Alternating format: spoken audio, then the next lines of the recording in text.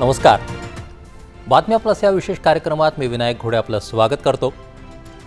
घटना एखाद्या छोट्या गावातली असो किंवा आंतरराष्ट्रीय पातळीवरची, महत्त्वपूर्ण घटनांचा वेध, त्याचे समाज जीवनावर होणारे प्रत्यक्ष अप्रत्यक्ष परिणाम आणि त्या घटनांची इत्थंभूत माहिती जाणून घेऊयात आपल्या बातम्या प्लस या कार्यक्रमात. आजच्या बातम्या प्लसमध्ये पाहूयात,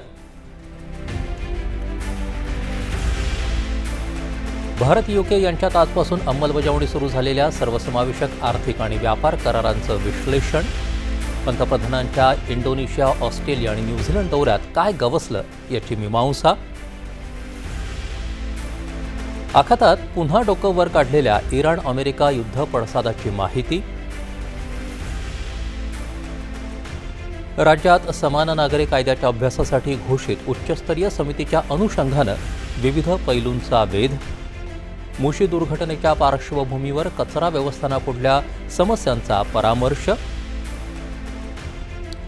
काळाशी जुळवून घेत प्रगतीपथावर मार्गस्थ असलेल्या भारतीय टपाल खात्याची यशोगाथा, महाराष्ट्राचे सर्वाधिक काळ मुख्यमंत्री राहिलेल्यांच्या पंक्तीत शरद पवारांना मागे टाकत देवेंद्र फडणवीसांची तिसऱ्या स्थानी झेप आणि यवतमाळमधल्या उत्खननातून पुढे आलेल्या त्याच्या वैभवशाली इतिहासाची उजळणी.